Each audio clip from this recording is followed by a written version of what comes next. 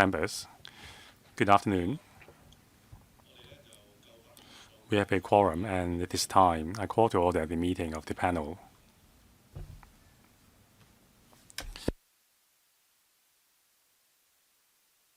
Item 1, information paper issued since last meeting. There's none. Item 2, items for discussion at the next meeting. The next regular meeting is scheduled at 10:45 a.m. on the 3rd of July, Friday. The government has proposed the following items for discussion.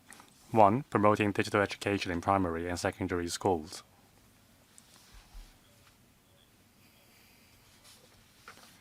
The government will give us a report on the progress of promoting digital education in the schools. Second, integrated education. Secretary and government teams, please come in. The second item is about the support for students with special educational needs. Now, members, concerning the proposed items for the next meeting, is there any view? There being none, it is agreed. Item 3, latest developments in value education in primary and secondary schools. First of all, I will invite members who would like to speak to press the request to speak button.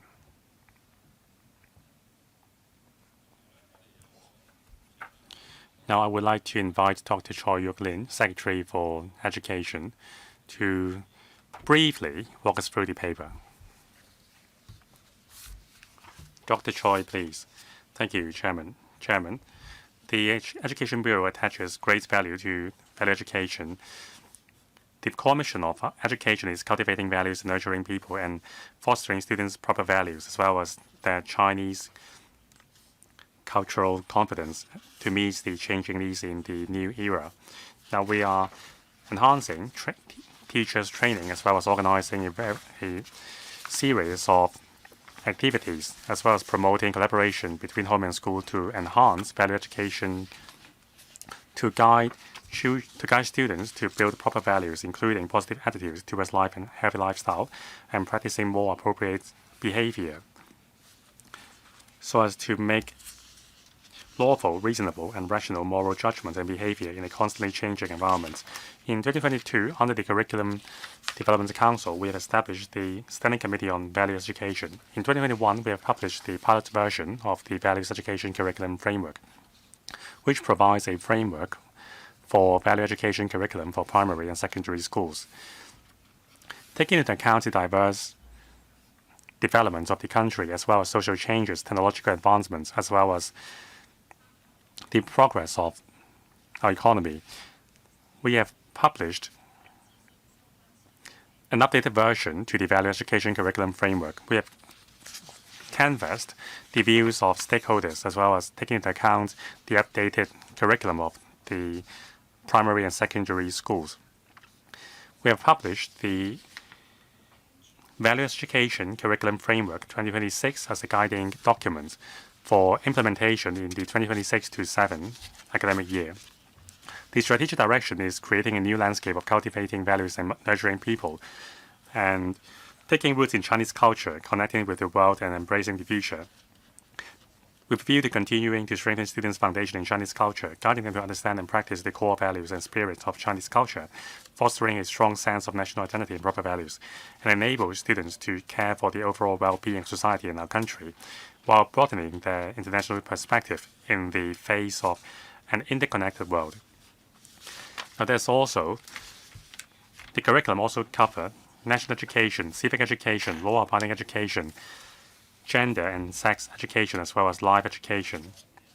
It also covers media and information literacy education, covering AI literacy. There's also international perspectives, as well as the awareness to build a community with shared future. Now, it covers a wide range of subjects. The subjects are interconnected, covering personal life, family life, social, and the nation. There are 12 priority values and attitudes, or PVAs, that schools should focus on.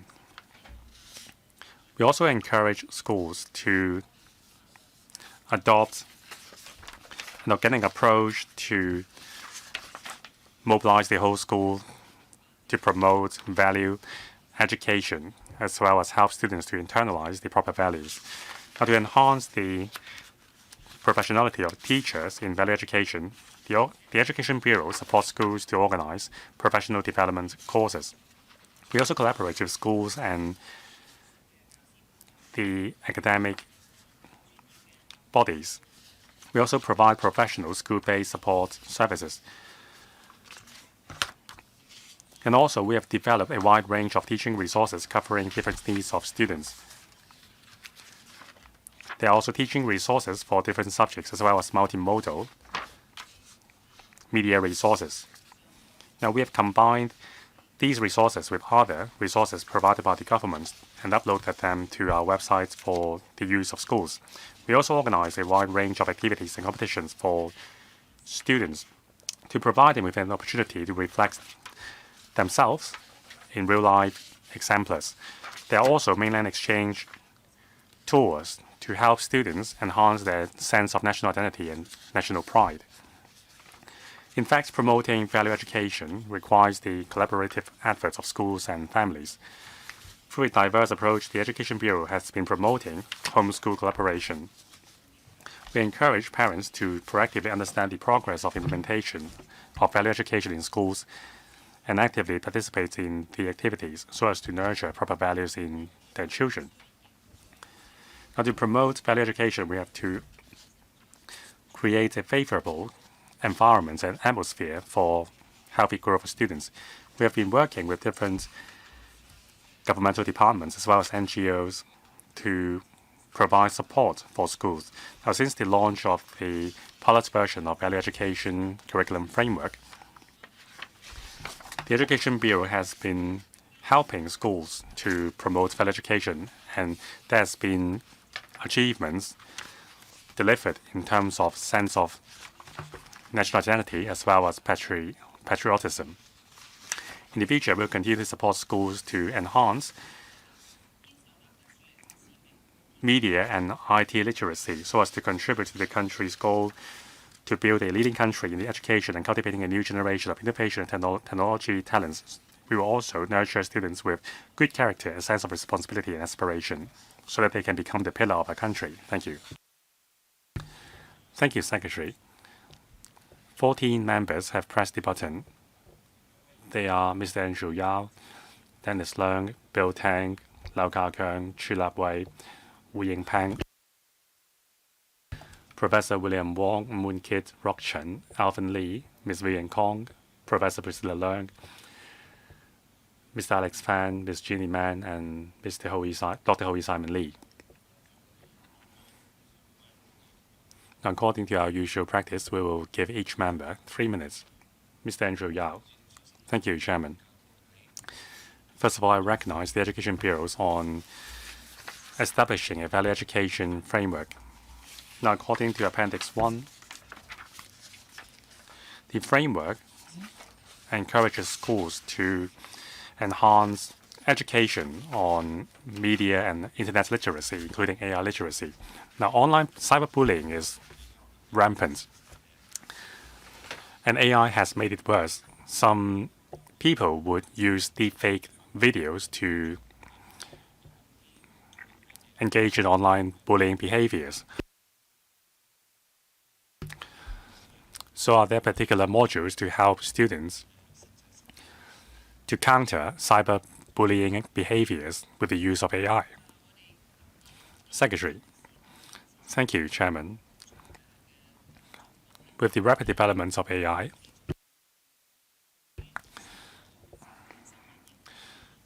the Internet has a much deeper impact on students' learning life.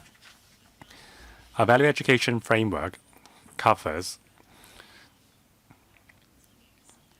awareness in the online world in terms of protecting personal data as well as guarding against fake news. Now, these elements are incorporated in ordinary subjects as well as class teachers, period, as well as weekly and morning assemblies. Now, very soon we will launch the Hong Kong Students AI Literacy Framework. There's also a guide for application of AI in primary and secondary schools. So in terms of both learning and teaching, we will help students and teachers understand how to deal with the rapid changes and developments in technologies and AI. Now, students and teachers' awareness against the pitfalls of the internet has been enhanced. Schools have also attached more importance to enhancing students' AI literacy and media literacy. Thank you. Next, Mr. Dennis Leung, Deputy Chairman. Chairman, there has been news that some students have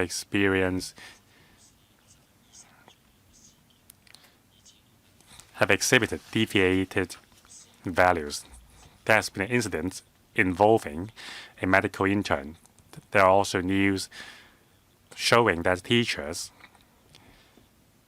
have decayed in their moral values. So once there are these incidents, we would be eager to say that we need to enhance teachers and students' moral values. However, it is very often that many students excel in academic subjects but are poor in moral values. Now, I'm a teacher myself. Sports activities can help students build a sense of discipline and build proper value. And I'm also an auxiliary police officer. It is a job which can enhance our sense of law-abidingness. So can we strengthen our work on teacher training in these regards? Should there be indices reflecting the students' performance in these subjects? Now, can we establish a mechanism to trace the moral standing of teachers so as to ensure that they would give proper value education to our students? Secretary, thank you for your question. Society has become more complicated, and we need to keep our value education framework abreast with time. Both teachers and students are facing different pitfalls, and teachers should lead by example and become a model for students. In terms of teachers' professional training, we attach much importance to ethics and moral training for teachers. Now, concerning law-abidingness and proper values for students, among the 12 priority value and attitudes, in year 2020, we have added the elements of law-abidingness and care for others. Now, besides the context of campus, training for auxiliary police officer and other forces can also help. As I've said, students need to internalize the education they have received. Now, considering whether we would gauge the feedback and effectiveness of the education program with questionnaire, we will see. Teachers should collaborate with parents to correct deviated thoughts and values as soon as possible. 好，多謝主席。嗱咁啊，係我 Mr. Tang Fei, thank you. I agree with what Mr. Andrew Yao said. The cyber world changes every day. How can we make sure that our value education framework can keep up with the time? Online streaming, social media platforms are very popular. Many social media platforms are equipped with donation functions. Many young people spend unnecessarily, and there is a young person stealing money from their mother to donate to live streamers. And there are also people stealing to purchase virtual products in online games. So how will the government improve their value education framework to cope with these issues? The Secretary, thank you. The values education framework needs to keep up with the time in accordance with societal changes. I understand that traps and temptations faced by students these days are growing, and there are virtual traps that students are susceptible to these days. First of all, our students need to be self-disciplined. Second, we are of the view that students need to enhance their safety awareness when they use the internet. On students' internet and information literacy, we are teaching students how to tell the real information from the false one, and to refrain from spending unnecessarily in the virtual world.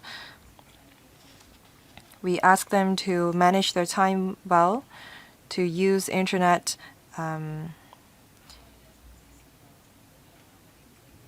safely. We teach students about some of the examples. Thank you. Mr. Lau Ka-kun. Thank you, Chairman. Hong Kong is dovetailing with the 15th five-year plan in cultivating values and nurturing people, and fostering a sense of national identity among our students. I recognize the administration's efforts. According to paragraph 20 of the paper, it is said that the government offered 20,000 quotas for secondary school students to go on exchange tours on the mainland. Can the administration share with us how the content of the exchange tours can foster a sense of belonging and national identity among our students so that they can build the right values? According to paragraph 8 of the paper, one of the major focuses in the curriculum framework is to strengthen life education. How can we build a stronger mental resilience among our students with the new framework? In junior primary school, we are teaching students about life education. Primary students may not be able to process emotions when they face a death of their family members and pets. Should we not extend the life education to also senior secondary school stage? Thank you. Secretary, 3 questions. Thank you. The first question is about how we foster affection towards a country in Hong Kong by offering them exchange tours over the mainland, and how can we build the right values in them. Well, in these exchange tours, there are many different activities. Students don't just go on sightseeing. They will be able to learn about the latest development of our country. Students also have the opportunities to interact with locals and mainland students. Our students may be visiting heritage on the mainland. At the same time, they'll be able to experience the culture there.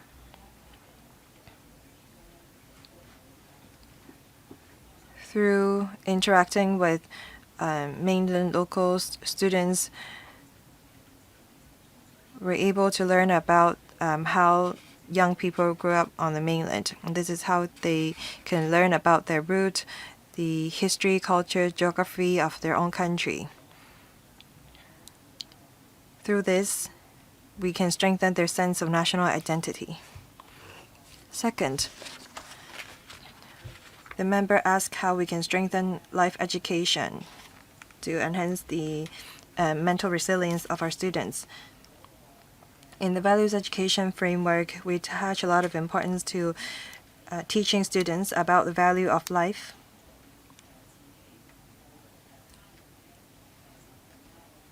We teach them about how they should respect their own life and other people's lives and how to care for others.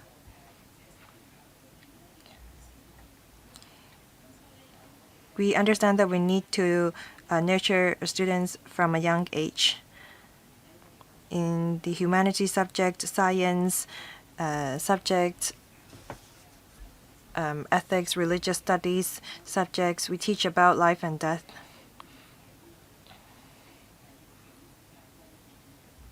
We build their resilient capabilities.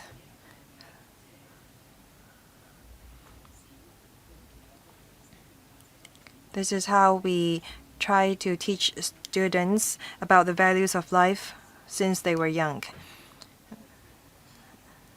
Hopefully, by this, they will know how to respect themselves, others, and animals.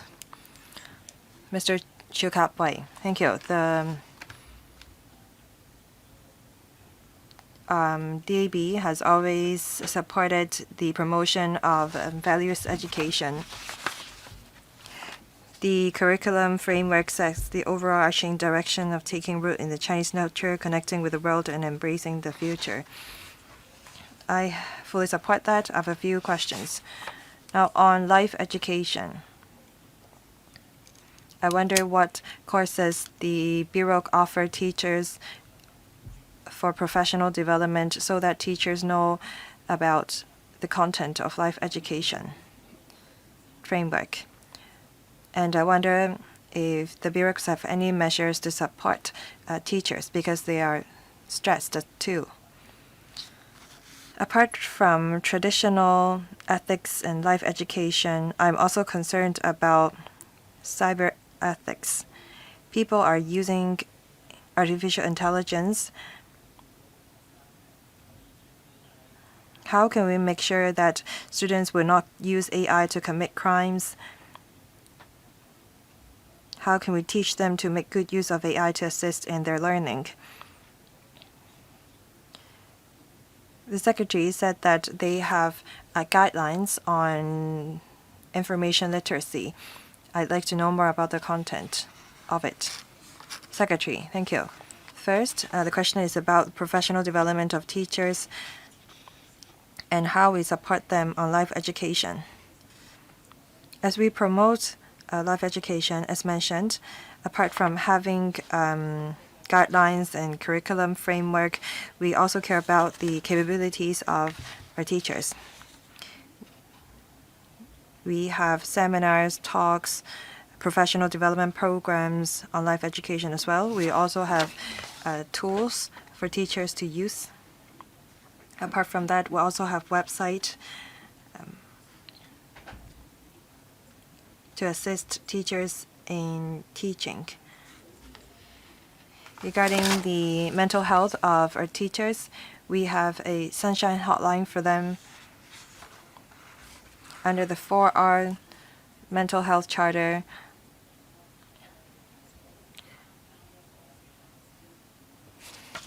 Schools participating in the charter care about the mental well-being of their staff at workplace.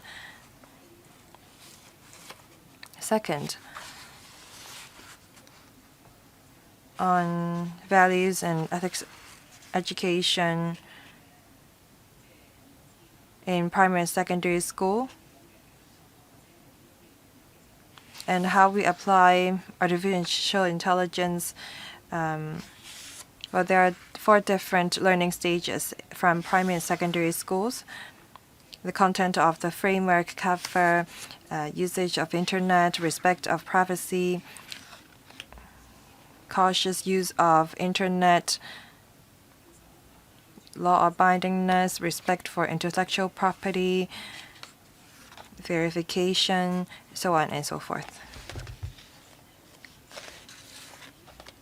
As technology develops, we are enriching the artificial intelligence and information literacy framework. Thank you. Mr. Wu Yingpeng. Thank you, Chairman. First of all, I recognize the Education Bureau's effort on promoting primary and secondary values education. It is mentioned in the paper that the bureaus worked with the police in formulating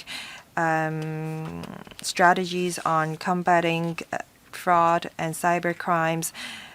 Space oil has become more and more popular. I wonder how the bureaus assess their strategies in combating such crime. Secretary, thank you.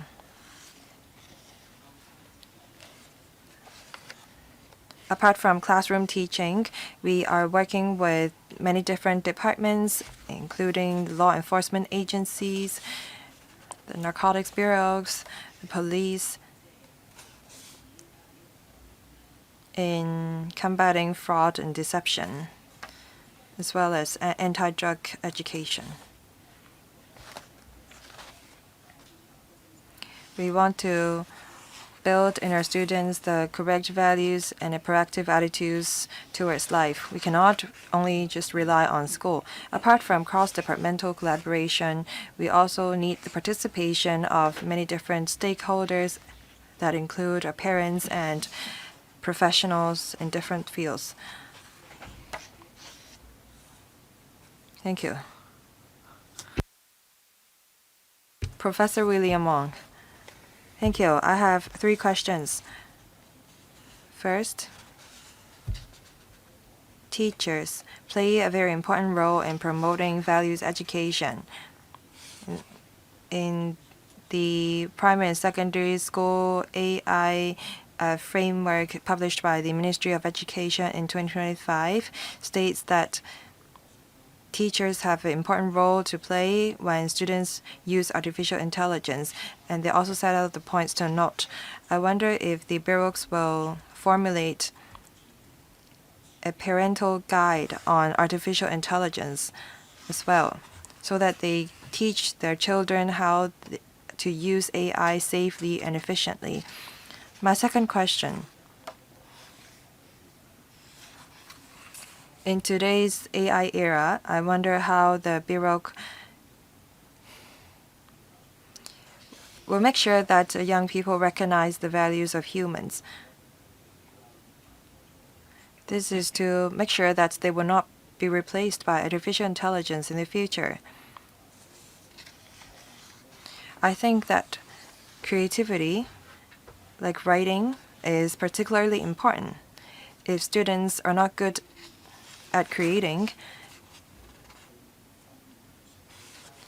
then they will not be able to compete with artificial intelligence.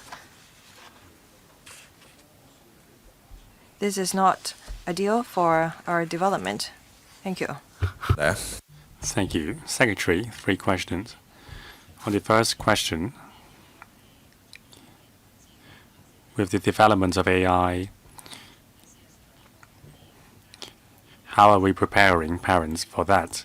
Now, we attach much importance to parents' education, especially on imparting proper values on their children. So since a very young age, from kindergarten onwards, we have a parents' education framework. On that basis, we have developed parent education resources as well as curriculum. We have collaborated with universities to develop the curriculums which cover the latest implication of technologies like AI and their impacts on children's learning. Now we will collaborate with different partners, including the post-secondary education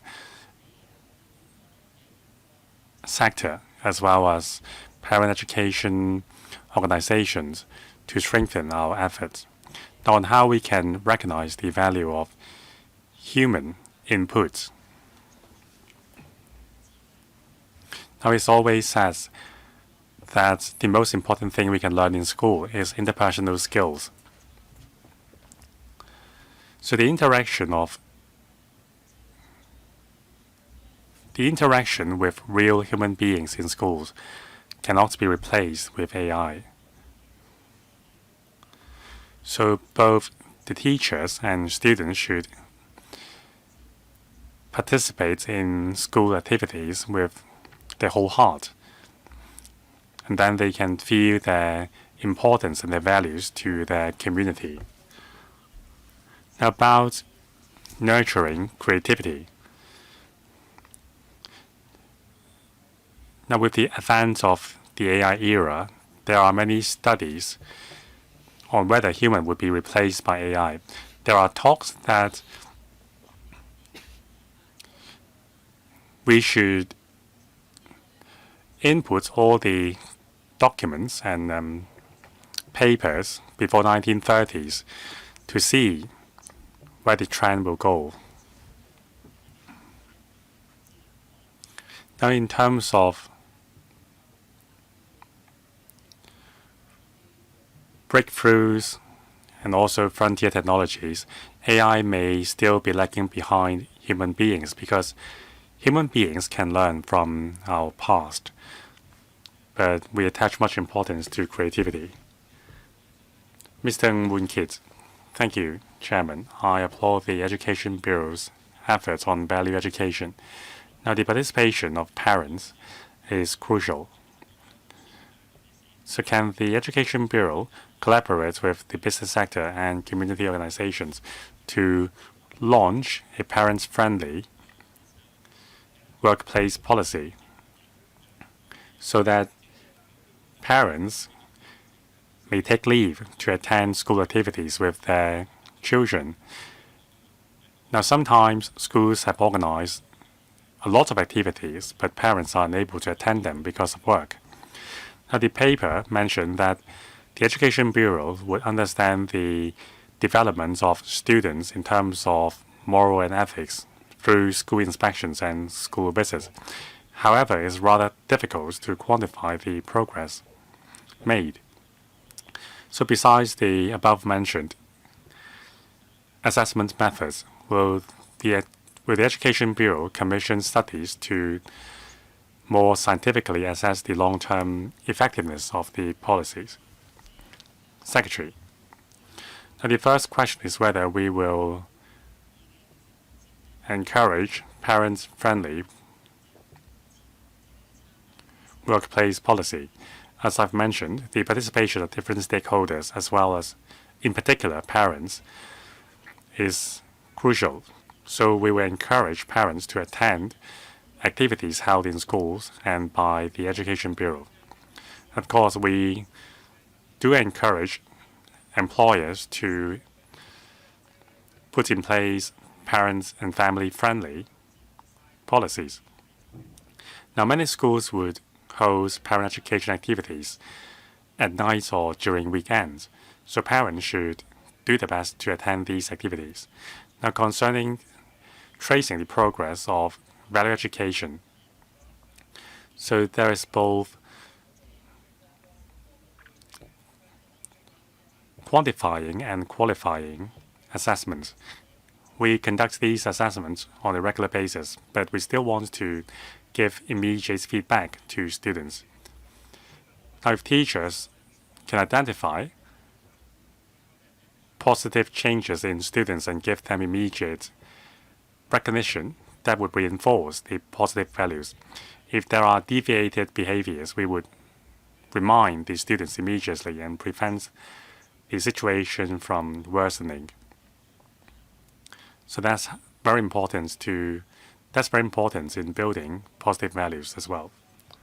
Mr. Rokshan, thank you. My question is about paragraph 9. Financial education has been made part of the cross-disciplinary elements in value education for primary school students. I support that. Now, my sector, the financial sector, develops rapidly. Now, digital assets and digital financial management is now very popular in my sector. So besides promoting financial education, are there clear goals of learning for different learning stages so that different students of different ages can ascend the financial education ladder gradually? And do we have experienced teachers to teach students on financial matters? Now, I think traditional areas like prevention against scams and the idea of thrift, these are not an issue. But what about other more complicated and emerging areas? Secretary, I fully agree that financial education is important. Of course, we have to consider the developmental stage of students and their learning needs at different stage.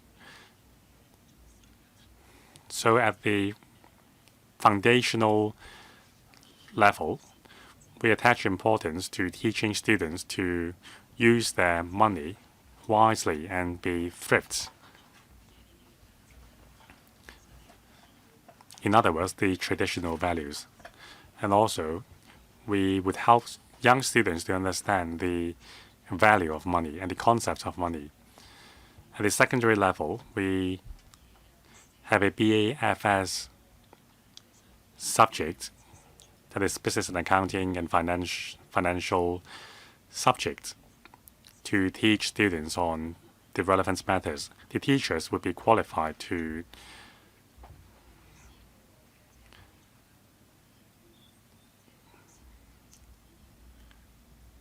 provide these education.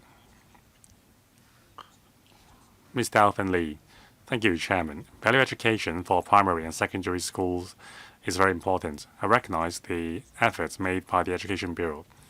Now, I myself have published a series of books for value education.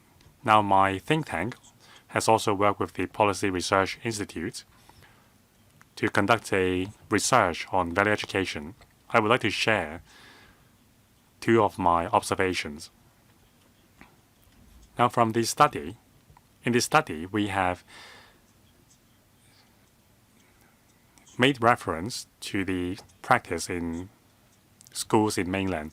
Now, they adopt the principle of ethics for all.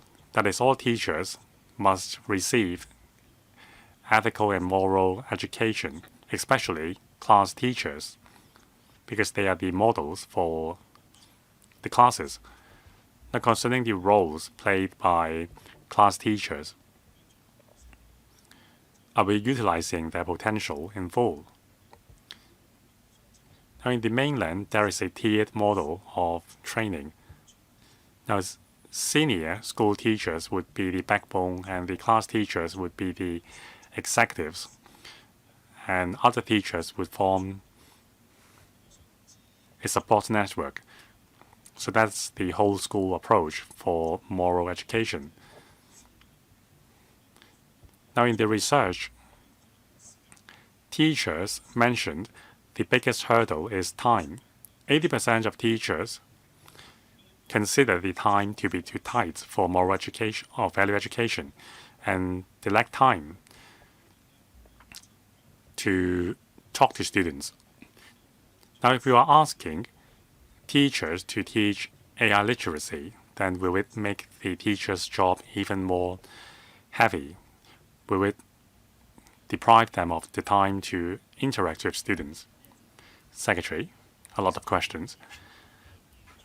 Thank you, member, for your sharing. Now, the whole school approach is shared in Hong Kong as well. Now, in the whole school approach, the role played by class teachers is important. So besides seminars and talks, we also have class teacher society and also election of distinguishable class teachers. So a lot of guidance and disciplinary work has fallen upon the shoulders of class teachers. In Hong Kong, we also have a tiered structure of teacher training, but not particularly for value education and AI education. Now, the overall planning, execution, and assessments of curriculum, we have provided tiered training for teachers. Now, time is tight, that's true. We only have so many hours per day, so the important thing is to attach the right priority. And we need to strike a balance between AI education as well as interacting with students and influence them. Ms. Vivian Kong, thank you. I thank the Secretary for explaining the developments of value education. I thank the Education Bureau in particular for organizing mainland exchange tours as well as conducting parent education. Now, primary and secondary stages are important for value building. Youngsters are prone to be influenced by their peers. So under the value education curriculum framework, has importance been attached to interaction between peers as well as serving others? And how can we ensure that students can internalize the proper values in a group setting? Secretary, thank you. We attach importance to social skills a lot. It is a core element of our education philosophy. So I thank Ms. Vivian Kong for bringing this up. We attach importance to learning among peers. So in different modules, we have created opportunities, for example, thematic projects, so that students can learn to cooperate with each other. Now, among the priority values and attitudes, there's respect for others, care for others, and so on, which will encourage care among each others. We also have the mental health gatekeepers program and so on. So these programs aim at training students to be mindful of other students' conditions and give help where necessary. Professor Priscilla Leung. Thank you. I have always supported values education in primary and secondary schools, in particular, Constitution and the Basic Law. These are also part of the value education curriculum. Now, we will have the 5-year plan soon, but I think the education part is lacking.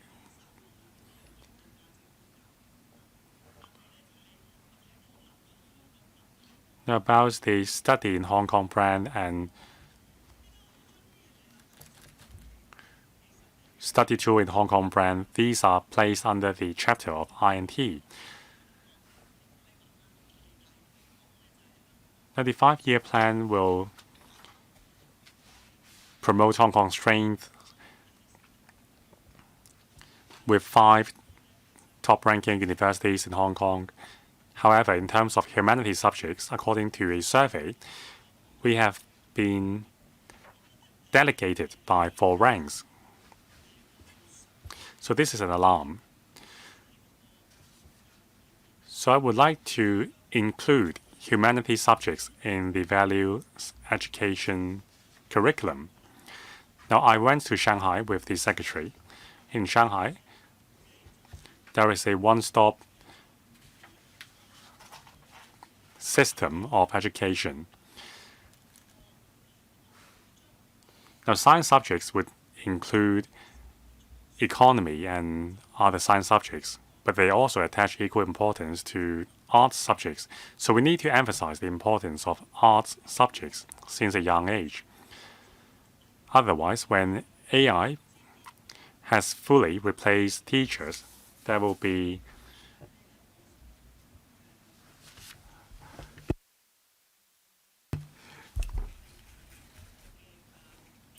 a lot of confusion in these subjects.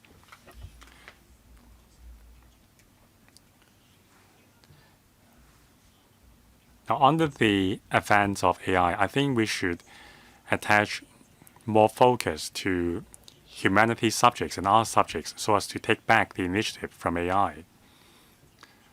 So besides national identity and moral education, I think we have to highlight the importance of humanities subjects. Secretary, thank you.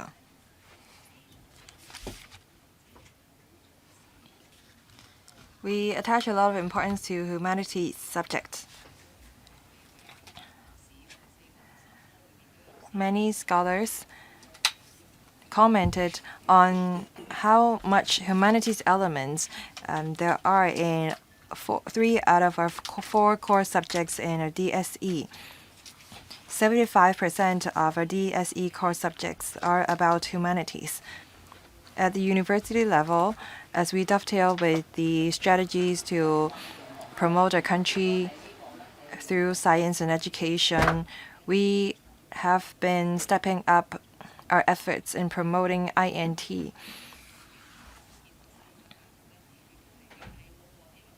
I understand that after the education has been changed from 7-3 to 3-3-4, universities have been fostering a humanities education among our students. Even in artificial intelligence courses, universities teach students about ethics and morals. I thank the members for her views.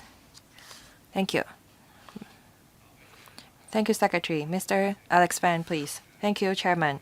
First of all, I'd like to thank the Secretary for briefing us on the latest development in values education in primary and secondary schools. I fully support it. I have a few questions.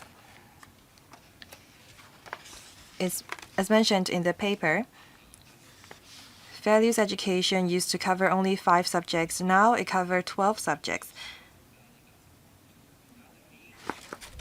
including filial piety,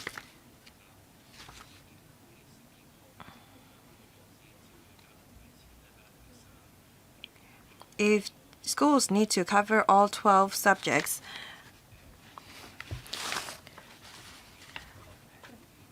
then perhaps teachers can only touch on all the subjects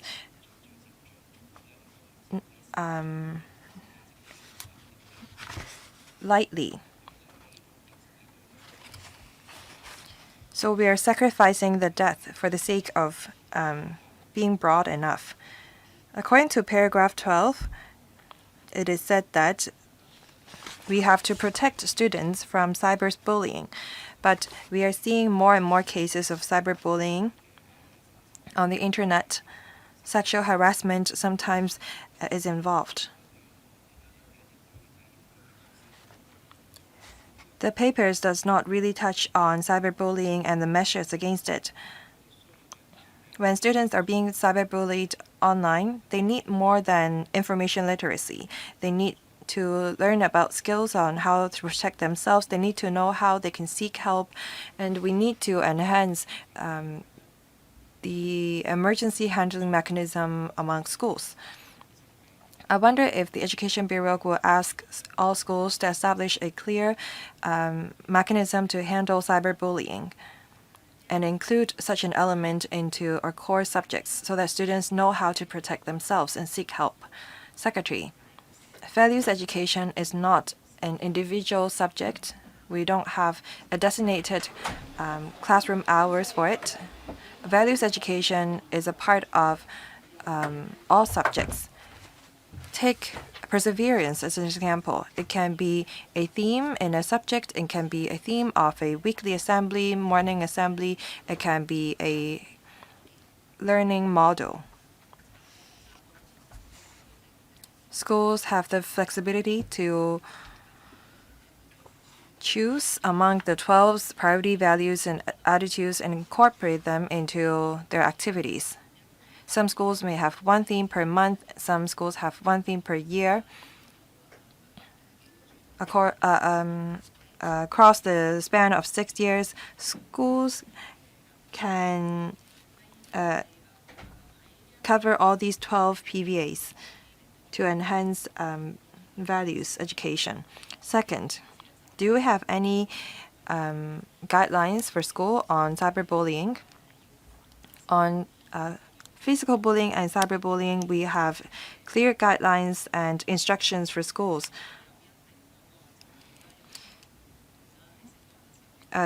We have a clear procedures for school to follow when they come across both physical and cyberbullying.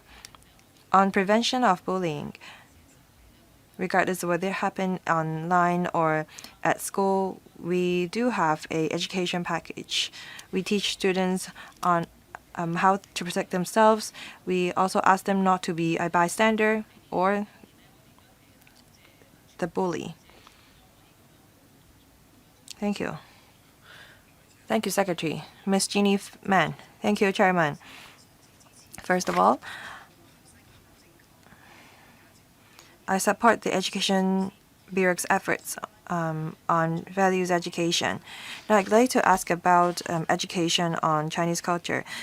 All along, we want to foster students' understanding of Chinese culture and instill in them a sense of affection for our country. The best way to teach students about our country is through Chinese history subject. But the Chinese history subject we have focus on memorization. In classes, we talk about the changes of dynasty, the policy measures adopted at the time. Very rarely do teachers talk about stories. I think that we need to, for example, maybe integrate Chinese history with technology. Now, Chairman is an expert on Chinese history. Actually, in recent years, we have been using Chinese history to foster students' understanding of our own culture and the development of our country. In the past, the Chinese history subject focused on memorization of dynasties and policies. But in recent years, we have improved our Chinese history subject in junior and senior secondary school.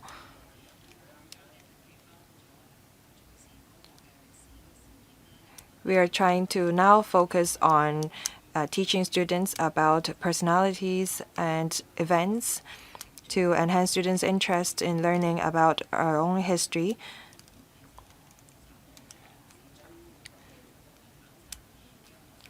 We also encourage students to visit the mainland.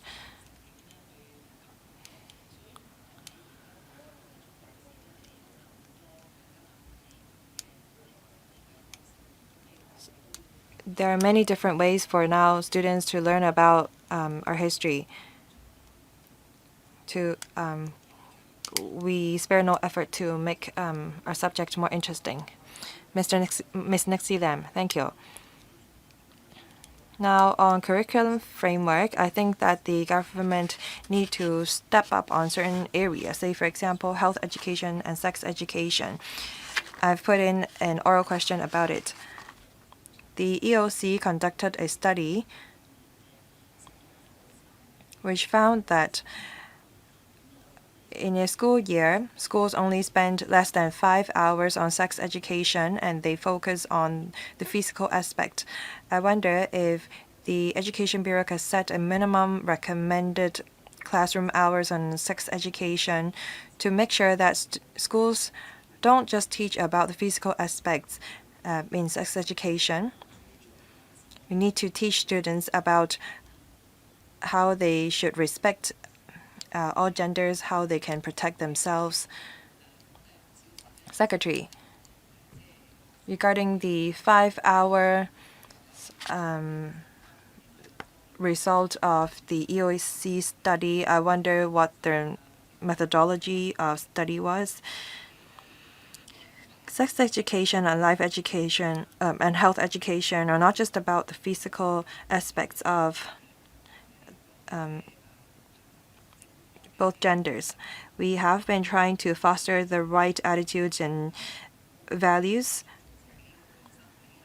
We teach them about how they should protect and respect their own body. In humanities subject, in the science subject of primary school, we have included such elements. In classrooms and beyond classrooms, we have been integrating different subjects in offering sex education to our students. Outside of classrooms, we teach students about how they should make responsible choice, how they should protect themselves, how they should respect others. All these elements are included in our values education framework.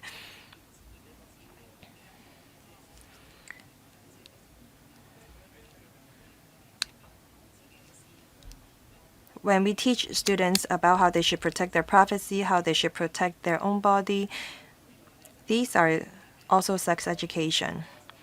In a primary and secondary education framework, we also have these elements, and we also have teaching materials on life events. We have pamphlets and websites on sex education as well that target the mental and physical development of students at different stages. Thank you. Mr. Jonathan Leung. Thank you, Chairman. First of all, I recognize the Bureau's work in values education in primary and secondary school. Education is essential in building our future generation. Now, I'd like to ask about school-parent cooperation. In Chapter 4 of the Parental Education Framework, it talks about how much support we have parents. Parents now are faced with immense pressure. I see schools organizing talks for parents,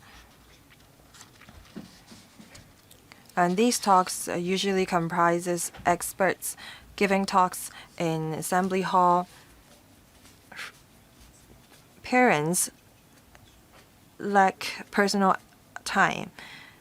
These talks may help them, but what they need is personal time. I think that instead of asking parents to listen to talks in assembly halls, maybe we can organize online seminars and maybe give parents some information package. Of course, I encourage parents to listen to talks. Will schools encourage parents to attend these talks and seminars at least 1 or twice a year? My second question, I was a district counselor. When I was a Southern District Counselor, I received complaints on bullying. Non-ethnic Chinese students and new immigrants were usually targets of bully. There is limited ways for them to know how to lodge complaints. Do we have further support for non-local parents? 2 questions, Secretary. Thank you. First, the member asked if we will have diversified ways to support BC parents.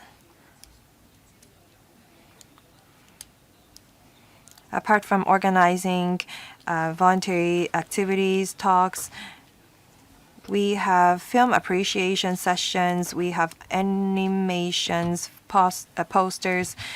We also have activities such as knitting for parents and children. Through organizing these activities, we want to teach parents about the development of their children at different stages. such that parents can offer appropriate support for their children, and this is how we can foster homeschool cooperation. Apart from that, apart from talks, we have short videos. We have a one-stop parent education website, Smart Parent Net.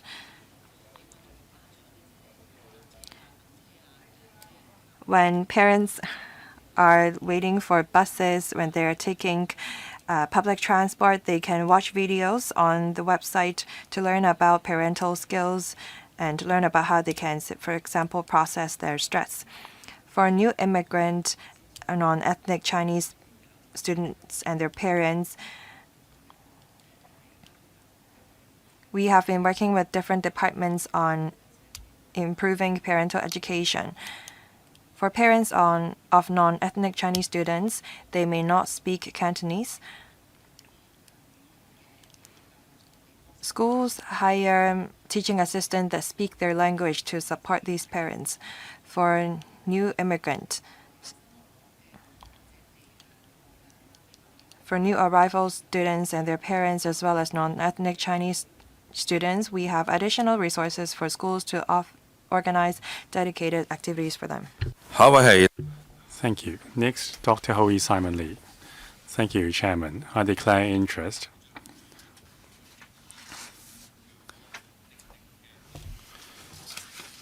I was part of the team who published the Value Education Curriculum Framework. I was the chairman of the Curriculum Development Council's Standing Committee on Values Education.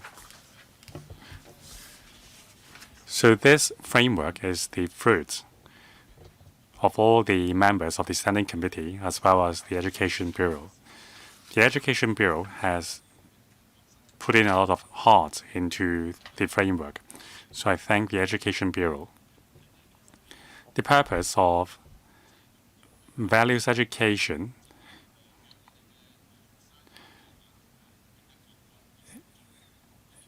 is actually to help our next generation grow healthily.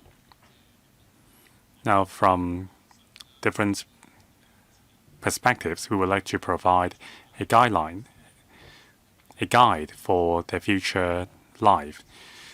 Now, 11 members have mentioned the importance of AI literacy education. Now, through values education, we can help young people understand that they need to abide by the law, even in the online world. It is not a lawless world. Now, the 12 priority values and attitudes are embodied in the vessel of Chinese culture. In terms of the pedagogical approach,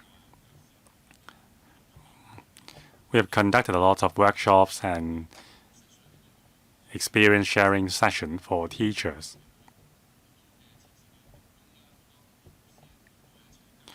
There are lots of the contents in the values education curriculum framework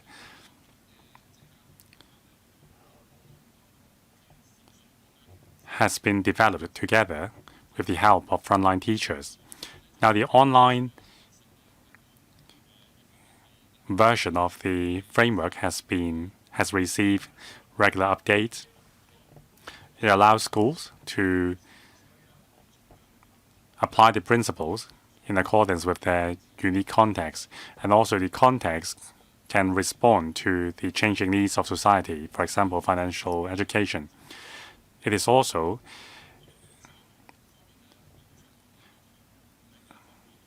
a comprehensive learning experience inside and outside the classroom.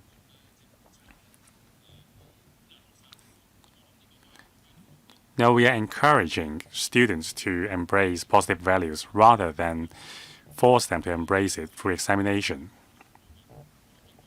Now, values education goes beyond the classroom. Teachers as well as parents can learn from values education as well. Now, with parent education, we can prevent some social issues from getting worse. But we need the parents' support to make parents' education a success. So the framework spans across classrooms, schools, and even into families. So I thank different stakeholders in society, as well as LegCo members and also members of the Standing Committee for the help. Let's continue to support the delivery of values education. So I thank Dr. Hoey Simon Lee for his sharing. I don't think a reply is needed. Next, Ms. Judy Chen. Thank you, Chairman. I thank Dr. Choi and her team for their effort.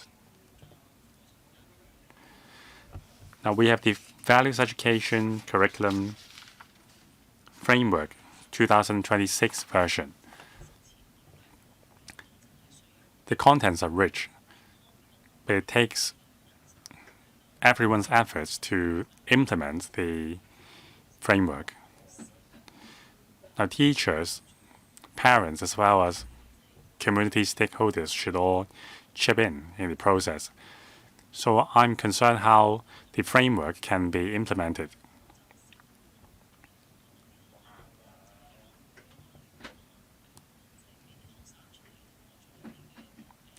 And sometimes I would approach schools and ask teachers to recommend students to help with our volunteer work, say visiting hospitals and residential care homes. Some schools are very proactive in that. They would like to inculcate a spirit of care and service in their students. However, some schools are more reluctant to recommend their students. So in the framework, would you consider including some guidelines for schools to participate in our volunteer work more proactively? Secretary. Chairman, the framework is very rich and its contents is comprehensive. So I would like to take the opportunity to thank Dr. Hoey Simon Lee, who in the capacity of chairman of the Standing Committee, lead a team of experts, including heads of schools and teachers, to develop this framework which responds to the changing needs.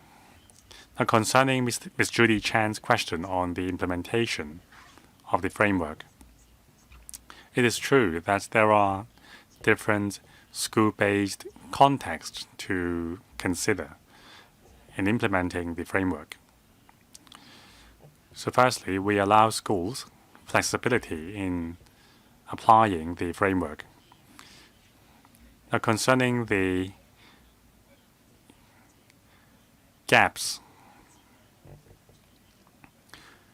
we would visit schools and understand the situations, and we will identify good examples, for example, those mentioned by Ms. Judy Chan, and we will share these experiences with other schools and tell them that through service, we can help students internalize the core values like care for others. So we would take a positive approach in promoting good practices for other schools to learn so that we can expedite the progress of implementing the framework. Thank you, Secretary. I will join the fray as well. The values education curriculum framework is very rich. There are lots of specific steps for implementing values education. Apparently, teachers are very important in imparting values education, and there's a lot of on-the-job training for teachers. What about newly recruited teachers?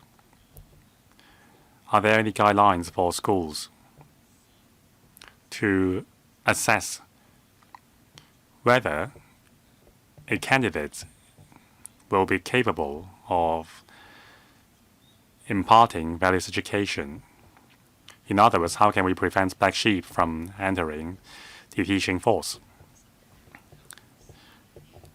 As we have mentioned, we rely heavily on teachers to lead by example and touch lives with lives. So normally, long before a job interview, during the training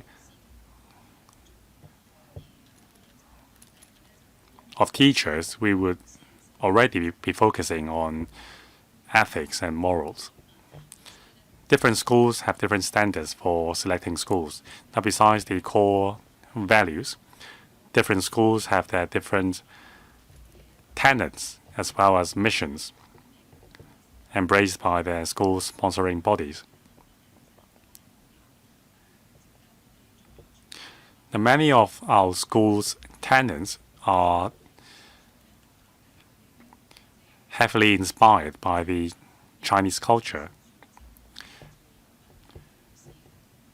So I believe all schools would select the most suitable candidates to become part of the teaching force. Of course, there would also be training for newly recruited teachers. If there are no more questions, that concludes this item. 15 members have asked questions in this item. I thank the Secretary as well as the 2 government officials for attending the meeting. Moving on to the next item. Latest developments of the Sister School Scheme and the Guangdong-Hong Sister Kindergarten Exchange Program.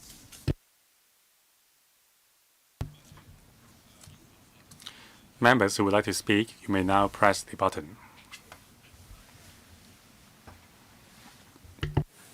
We are pleased to have Dr. Jeff C. Chun-Fai, Undersecretary for Education, and other government officials from the Education Bureau. Welcome, Dr. Jeff C.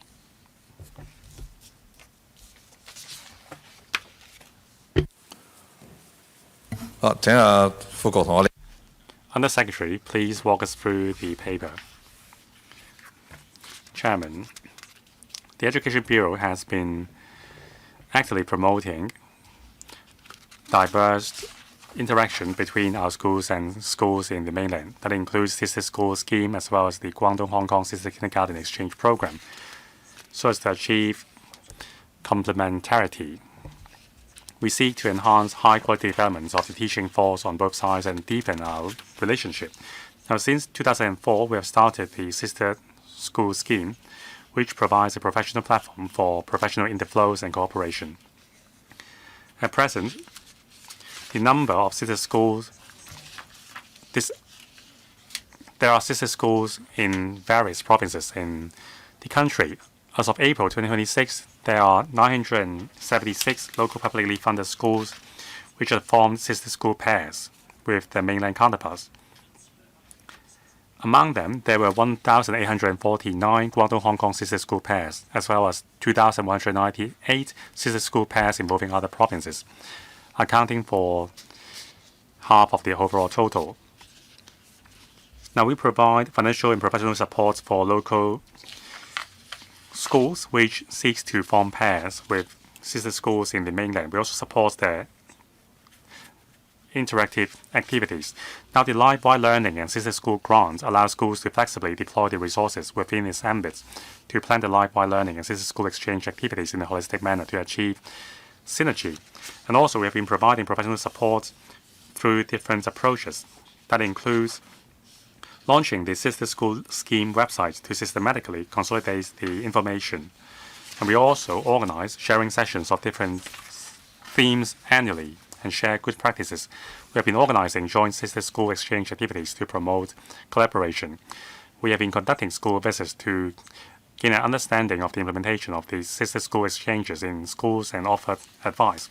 We also help local schools pair up with suitable mainland counterparts and provides professional support through a service contractor. Now, under the sister school scheme, according to schools' individuals' need, schools would organize a different a wide range of activities that include seminars between the management teams as well as on-site school visits to share teaching philosophies. Now, for teachers, through development day, teaching researches, and lesson observation, they can enhance their teaching capability, while students can engage in exchange activities ranging from sports to arts to culture and develop deep friendships.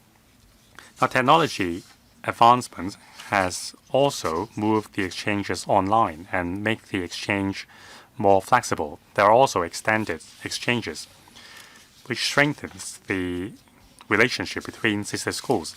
Now, for Kinnick School Exchange program, starting from 2023, together with the Guangdong Department of Education, the Education Bureau has started the program and provided a platform for kindergartens in both places to engage in different activities so as to enhance the professionality of teachers. Now, every year, we would organize the signing ceremony for the exchange program, as well as the annual exchange activity. There are also visits to schools and different places to deepen exchanges. And also, we provide professional support to all kindergarten participating in the program. Service contractors would provide help to kindergartens to organize exchange activities through different channels.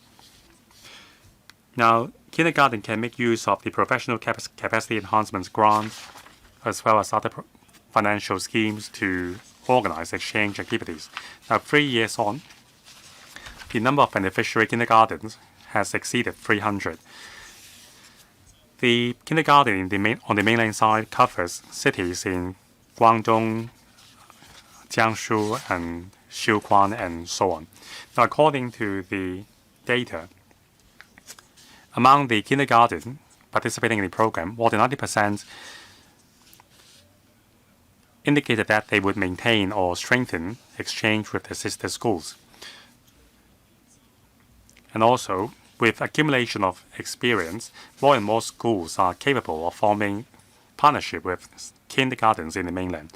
And about 20 to 30% of the participating kindergartens have formed sister partnerships with other mainland kindergartens on their own initiative.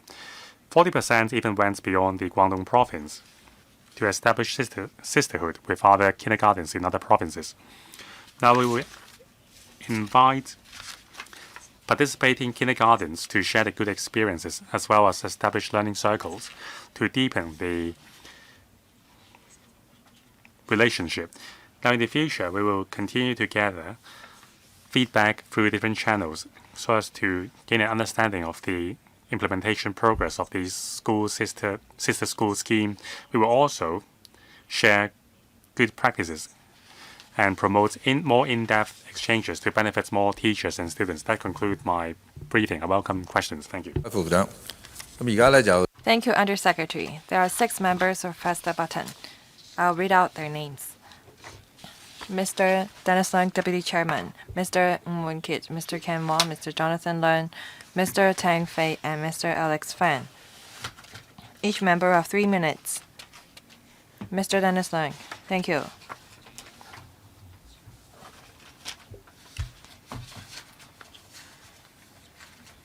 I've seen improvement and result with the sister school scheme.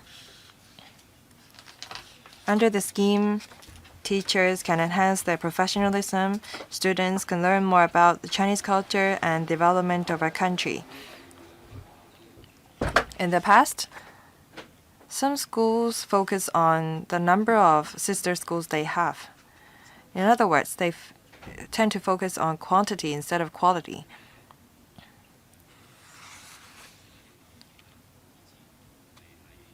Maybe we can record the activities organized in exchange tours. And I think that the Education Bureau need to formulate guidelines to help schools improve the quality of the activities they organize in the exchange tours. And this is how we can improve and upgrade our teachers. Second, we're just starting out with kindergartens for the sister school scheme. how can we help local kindergartens that have not identified a mainland counterparts to form ties? Thank you. Undersecretary, 2 points of concern. Thank you. I thank the Deputy Chairman for his comments. I'm grateful for Deputy Chairman's recognition for the results with the sister school scheme. I agree that quality matters more than quantity. We have been collecting feedback from schools, and we do have a plan to share with the trade through seminars, through publishing pamphlets, the experience. And we do have also a sister school scheme website. We will include some of the good examples there. At the student level, we have exchanges on reading, Chinese culture, art, sports.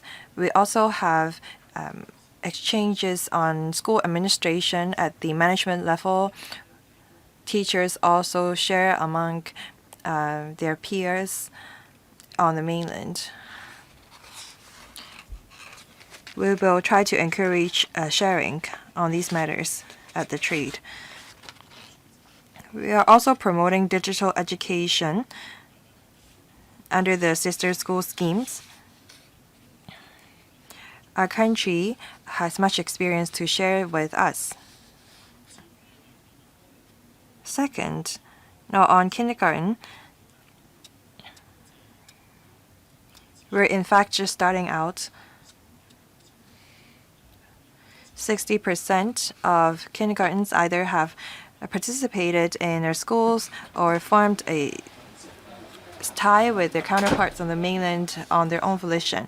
What about the remaining kindergartens?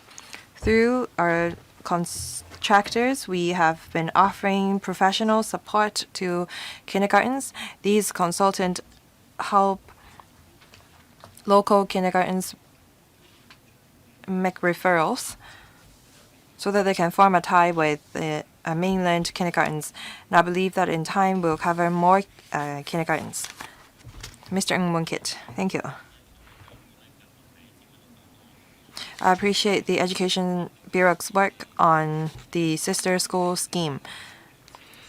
As mentioned by the Undersecretary, 40% of the schools only form a tie with the kindergartens in Guangdong province. I wonder if we will have any rewards for schools that form ties with their mainland counterparts in cities outside of the Greater Bay Area in, for example, Beijing, Shanghai, and northern China.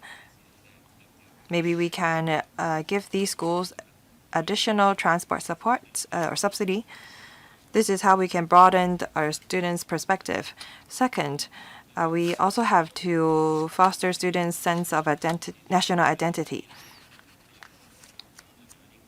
Will the Bureau encourage interdisciplinary study among sister schools on topics such as aerospace?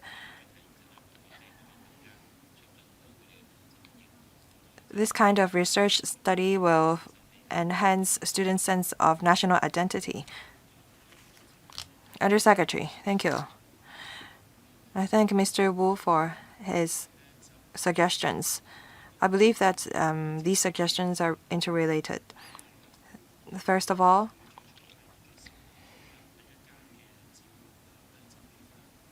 when a local school forms a tie with a mainland counterpart, they usually identify a school in the Guangdong province because it's closer to us. As they deepen their connection with the mainland, they will be able to identify more sister schools outside of the Guangdong province.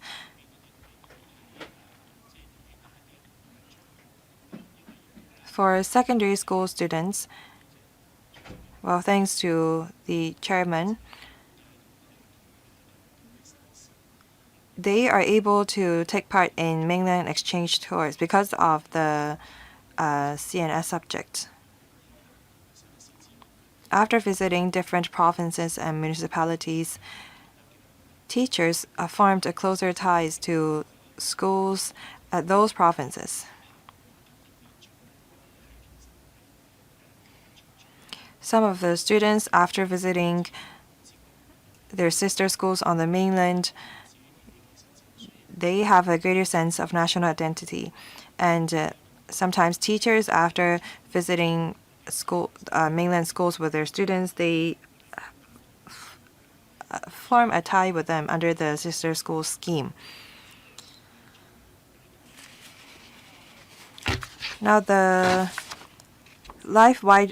we have a life-wide learning and sister schools grant, and I believe that this will allow schools to more flexibly deploy their resources and form ties with sister schools outside of Guangdong province. Regarding exchanges on different subjects, say for example, innovation and technology, we see some good examples. We do see student exchanges on areas such as aerospace.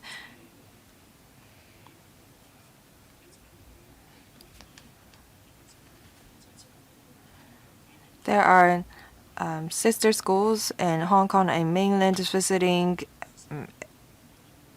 aerospace education base and go on stargazing together. There are school sponsoring bodies that invite mainland aerospace experts to come to Hong Kong to share with their students. And I myself participated in such an event. We will continue to promote this form of exchange. Some school sponsoring bodies form ties with more than just one sister school on the mainland. This is how we can enrich the content of the exchange. Mr. Ken Wong.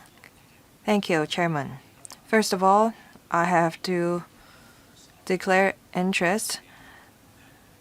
My association helped organize sister school ceremonies. Since the implementation of the scheme, professional exchange has been promoted. Teaching quality has always also been enhanced.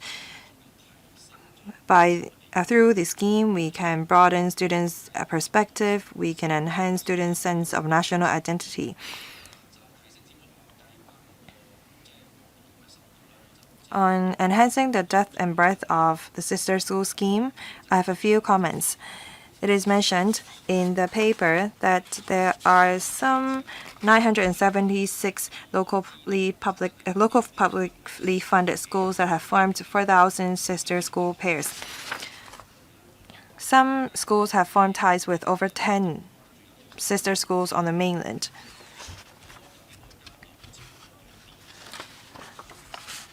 I wonder how active the exchange is among these schools. Apart from the signing ceremony, I'd like to know more about the situation. How can we ensure the quality of the exchange instead of just focusing on the quantity of sister school pairs formed? Many of the sister schools located in Guangdong province, how can we encourage local schools to form ties with schools outside of Guangdong province?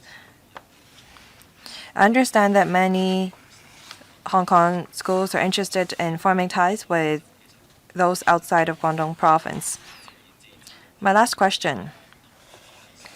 There are some schools in the name of sister school scheme organize third-party courses with the fees.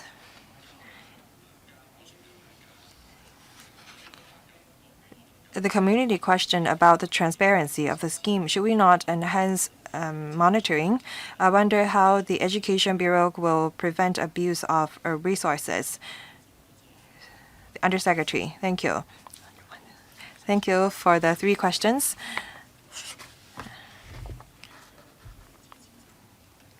I think Mr. Wong's Federation FTU for supporting the sister school scheme. They have supported and contributed to the exchange among different schools as well as the professional interaction among teachers. Some local schools form ties with too many mainland schools. As a result, it's difficult for that particular school to form close ties with all of their counterparts on the mainland. Schools should not focus on the number of sister schools they have. They should focus on quality instead.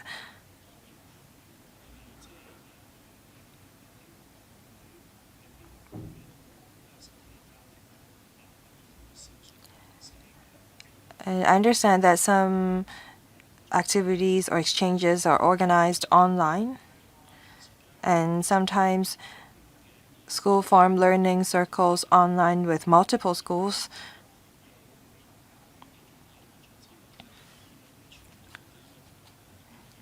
Some schools, after forming ties with their counterparts on the mainland, after the signing ceremony, they don't organize any activities together. I've heard examples of exchanges stopping after the COVID and after the changes in school management team. For these schools, maybe they can identify new sister school instead. As to how we can encourage schools to identify sister schools outside of Guangdong province through experience sharing, through sharing of good stories and publishing pamphlets. We try to encourage that. We have seen some success recently for schools that form ties with mainland schools outside of Guangdong province. We are now promoting digital education. I see that some sister schools organize activities themed in digital education. The member's third question is about the abuse of a sister school scheme. As we said in the past, this sister school program is about professional exchange among teachers, principals, and students.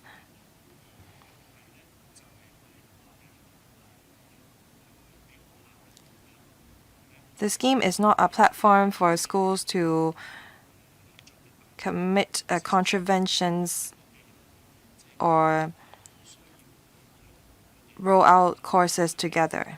If any local schools want to organize or roll out courses together with mainland schools, they need to make applications to the Education Bureau.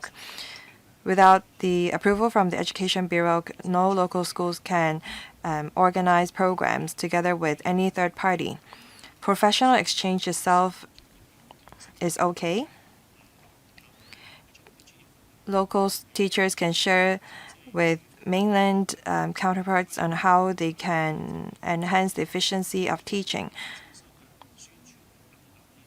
Any illegal marketing of programs is prohibited. No school should enroll students in the name of sister school scheme. Thank you. 多謝主席，根據 Mr. Jonathan Leung, thank you. According to the paper, as of April 2026, there are 976 local public schools which has formed school pairs with mainland counterparts. So, what is the number of the remaining schools yet to form a pair? Will you encourage those publicly funded schools to form sister pairs with mainland schools? Now, for those schools which have entered into a sisterhood with mainland schools in name only, with no activities organized. Will the Education Bureau remind those schools to rectify the situation? Now, third, about the Guangdong-Hong Kong Sister Kindergarten Exchange Program. The kindergarten students are too young to engage in physical exchanges with other students because it would be dangerous. But are there any activities which can help kindergarten students to understand at least the cultural difference in different places and enhance their understanding of the other places? Undersecretary, thank you. There is still a very little minority which have yet to form partnership with sister schools in the mainland. There is 3 remaining. Now, at the previous meeting, I think there were still 30. Now, with our efforts, only 3 remain. Now, one of these schools would be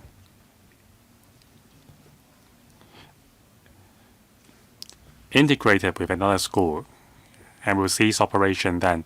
The other school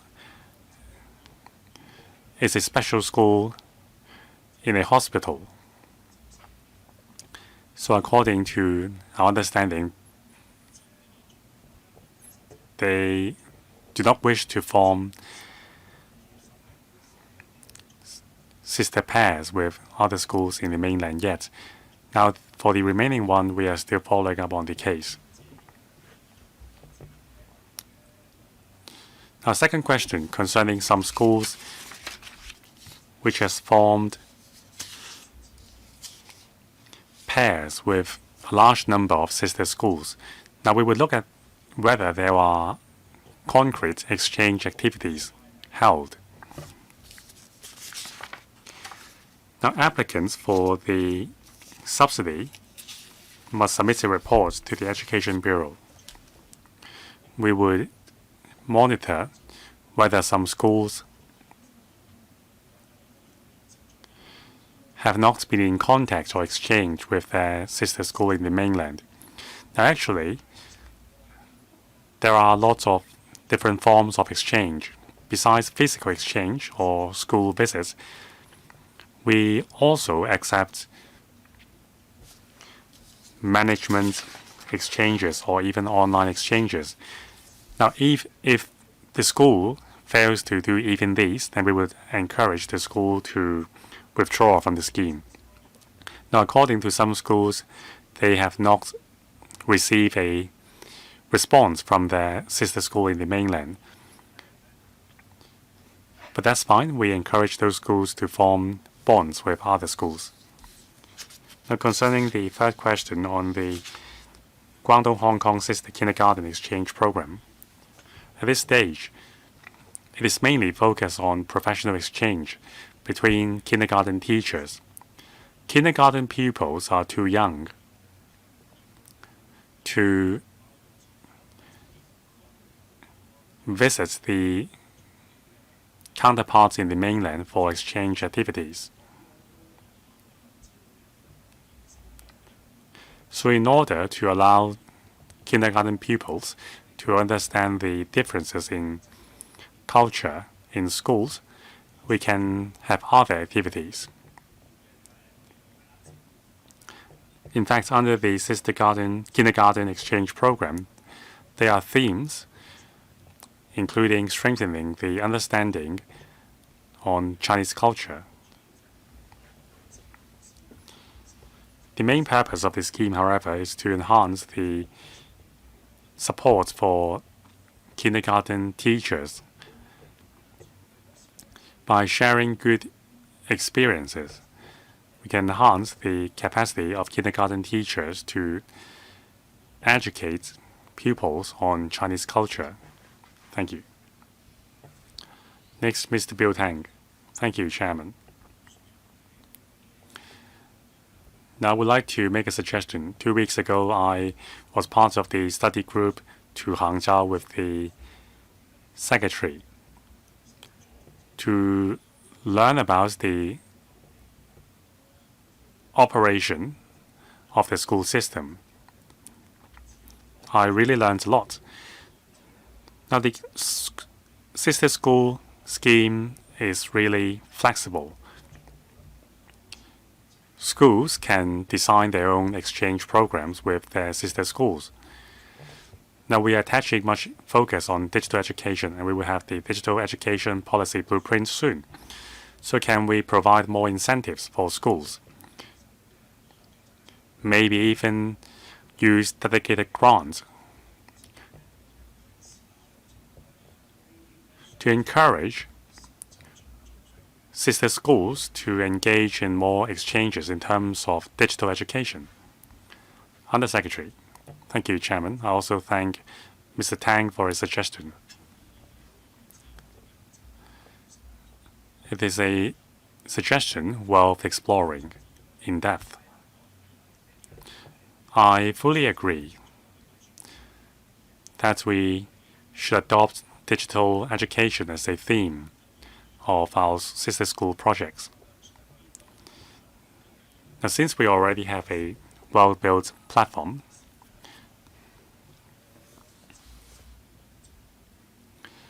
we can make use of the platform to share experience on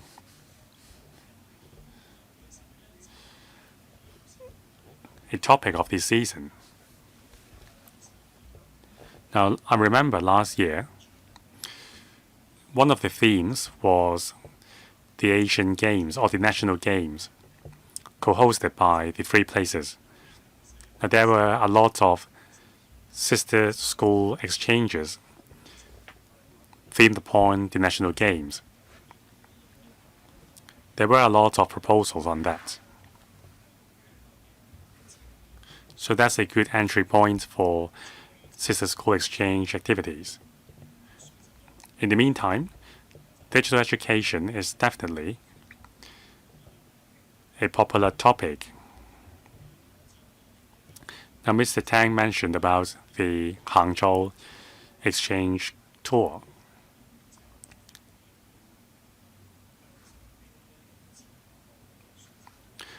In fact, some schools have already formed a sister school platform covering schools in Guangdong, Hong Kong, and Hangzhou. Sister school pairs have already been formed, and a platform has been established for co-organizing competitions and other exchange activities. Now, the platform was established by the end of last year. There was an establishment ceremony in late March.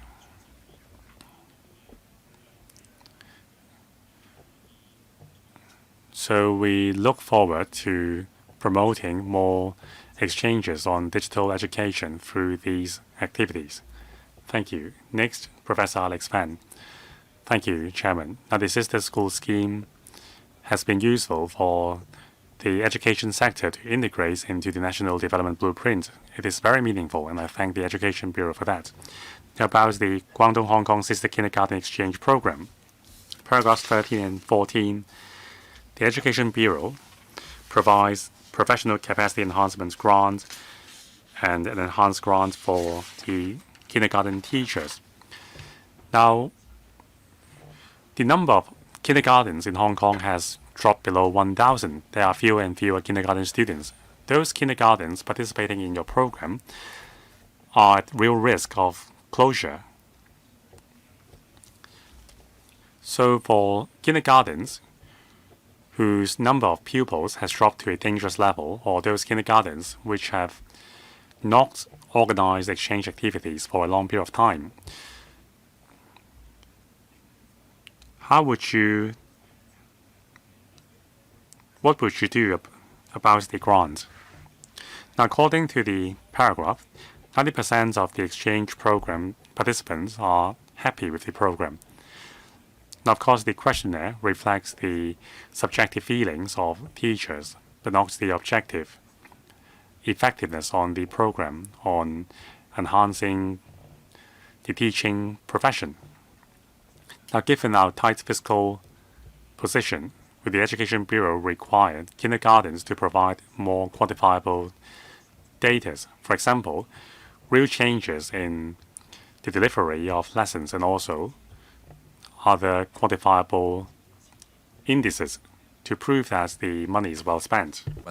係 Undersecretary, 2 questions.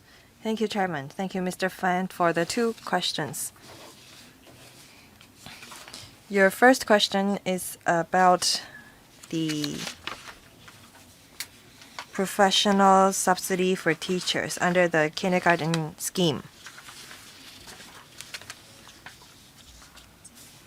One of the purposes of the Professional Capacity Enhancement Grant is to allow local kindergartens to form sister kindergartens with their counterparts in the mainland cities and organize professional exchange activities. The total expenditure of the kindergartens on the sister school activity should not exceed 40% of the total subsidy offered to the particular kindergarten. Under the grant, kindergartens can organize teacher professional development courses, informing learning circles. Kindergartens can also organize activities on a school-based approach.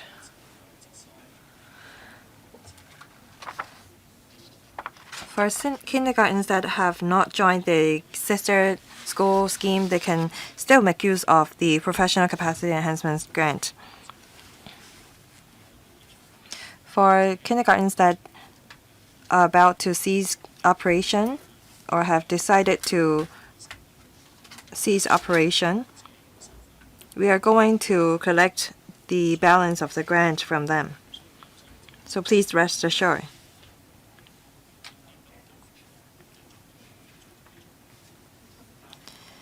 When kindergarten ceases operation, they will no longer be able to make use of the grant. As set out in the circular sent to the school, we have a clear arrangement for the grant. Your second question on how satisfied the schools are about the scheme. Through various channels, we collect views from schools over the Guangdong-Hong Sister Kindergarten Exchange Program. Through interviews, through questionnaires, we try to quantify the feedback from schools. At the same time, we also try to gauge views from schools by visiting them in person.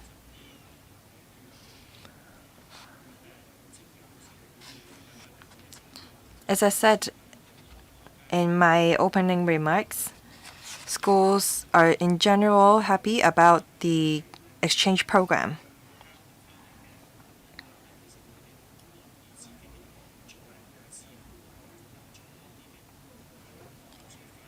Schools that have formed ties with their mainland counterparts tend to further the exchange on their own initiative.